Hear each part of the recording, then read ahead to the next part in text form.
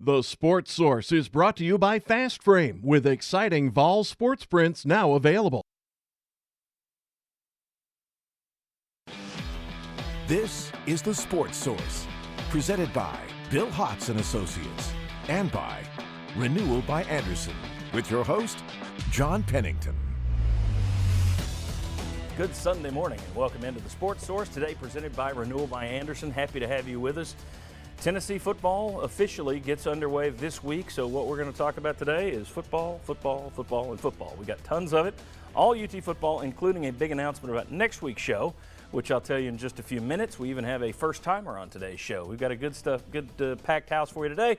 Let's get right into it. Our first segment brought to you by, as I said, Renewal by Andersen. You have to move fast on this one, folks. The clock ends for this deal on Tuesday, but you can save 15% on windows and patio doors, 15% with installation included if you move now. Visit rbaknoxville.com to learn more about this terrific deal. You can also call their number right there on your screen. They also have a local showroom here that you can drop by and see. But as you can see, no money down, no interest payments for 12 months. Renewal by Andersen, they are the name to trust in windows and doors. Give them a shout. All right, I want to welcome in the first round of panelists for today. We have someone else waiting in the wings. Bob Hodge back with us. Bob, thanks for joining us. Glad to be here. Will West for the first time from WNML AM and FM. Thanks for being here. 11 years, I finally made the cut, right? You made the cut finally. Welcome in. It's a long waiting list. Yes. Vince Ferrara right down there. Good to have you back from WNML, of course. And Mike Strange, who, last time you were on a couple of weeks ago, we mentioned when you were elected and placed into the Tennessee Sports Writers Hall of Fame, but 2 weeks ago you had been inducted, and I didn't know that Thursday you had been inducted, so I say now, Mike Strange, Tennessee Sports Writer Hall of Famer, on the show. Thanks for being here. I know the secret handshake now, but I cannot do it on the air. Okay, you can't give it away. All right, very good. Hey, I do want to say, as I mentioned, football season is officially starting. But next week, we have a really cool thing that we haven't done on this show before. As you know, it's the 20th anniversary of the 1998 National Championship team. And next Sunday, right here, August 5th at 11 a.m. normal time, we'll have some members of the 98 National Title Squad back here to look at that season game by game, tell stories, give some inside remarks. I think it's going to be fun. We haven't done that before. That is next Sunday, the 98 National Championship team. We're going to have members of that team on to talk about the 20th anniversary. Hard to believe. It's been 20 years. Okay. I don't think anyone anticipates this year's team winning any championships. However, you know, the expectations, as we always say, in July they start to go up. In August, we'll be talking about, well, I think they could win 10 games. You'll be getting phone calls saying that. This week they start fall camp. That's on Friday. Next Sunday will be their fan day, so folks can get out there and get autographs and that kind of thing, see an open practice. But my question, who has the most to prove?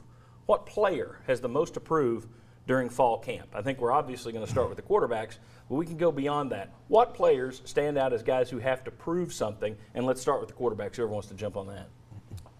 Well, I was actually going to start somewhere else. Well, I'm asking you to start with the quarterbacks. Starting with the quarterbacks. Let's start with.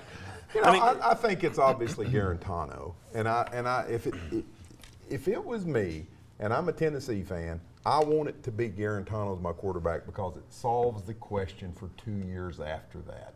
And so if you go in and you get to West Virginia and it's still, I don't know, and you come out of West Virginia, I don't know. I think if I'm a Tennessee fan and I want my program to finally stabilize at some point, then Guarantano is the guy I would say needs to. Keller Chryst as well, though. Keller Chryst comes in as a guy who, how many times has someone tried to hand him the job and he just can't seem to hold it down? If he loses this job to Guarantano, it'd be embarrassing for him. At the same time, look, we talked to people at Media Days just a couple of weeks ago, and everyone that I talked to in the national media just presumed that Keller Chryst was going to be the guy. So if he ends up being in a Malik Zaire, Florida situation where he doesn't get it done, I think that can be really embarrassing for Keller Chryst. Yeah, I don't see him as being the lock that a lot of people think he's going to be, but I would go with Guarantano being, I think he has more to prove because he's had more time to prove himself. Right. Yeah. You've been in the system. This is now or never. To me, if you're talking about couldn't get it done, Keller Chryst is at least having to come across. I agree with you. He's got a lot to prove, but coming across the country, learning a new system, Guarantano's been in the system for a couple of years. To me, that's the guy that has the most to prove, to me. Yeah, and I agree. And Guarantano, from a leadership standpoint, too, he and Trey Smith, after after the end of last year said, look, we're taking over leadership of this team, and he has things he needs to work on to take that step. But I agree with Bob. I think it's the best case scenario if it is Guarantano. It's there for the taking. Chris was a terrific backup quarterback, good leader, good locker room guy. I think to have an experienced guy like that would be best case scenario for Tennessee. First of all, I'll say the obvious. I think every player over there has a lot to prove in a situation, but springboarding off Chris, the quarterback, I'm going to go with the other guys in his category. You got Madre London, Brandon Kennedy, the kicker Tice. These guys came in here, as transfers, grad transfers. That was a real gamble, and they've got to prove it right now because their time here is going to be very short. So they've got to prove what they can do right now. And Bob, you were going to go with one of those grad transfers that he just mentioned. Well, that's what I was going to go with, Brandon Kennedy, because he was the story of May and June. Everybody wanted this guy. They wanted this guy. He comes here. He's a backup at Alabama. Obviously, he can start for Tennessee. So I think he's got some pressure on him to come in and fulfill that because, once again, Tennessee fans and fans of every school have a tendency to hype somebody up beyond belief. And people, well, he's going to come in, and automatically start. I don't think that's a given whatsoever. But the good news, other than some of the guys Mike talked about, at least you've got multiple years out of him. So if he doesn't start this year, you've got another chance. Whereas but Mike's London, the other guys that you've given up scholarships for, if they don't play, then what'd you do? You're giving up. You're trading 4 years for a 1 year deal. 4 years for one. Give me Drew Richmond. I think that Drew Richmond, remember the Kentucky game last year where it's just a turnstile with whoever's rushing to the outside. This is a guy to me that if they can get him to solidify that left tackle position, otherwise maybe it's time to just yank him and find somebody else or kick Trey Smith out to left tackle if he does get cleared for contact. Marcus Tatum, I don't know who it's going to be, but if Drew Richmond can't get it done and can't prove that he can get it done by the end of fall camp, to me, you've got to yank him and find somebody else at that left tackle position. That goes back to what you were talking about with tendency to overhype guys who are coming in. I mean, clearly he was a hyped guy because teams all over were trying to get Drew Richmond. I'll give you another guy that had huge expectations when Tennessee signed him. Oh, my goodness, we got Jonathan Kongbo.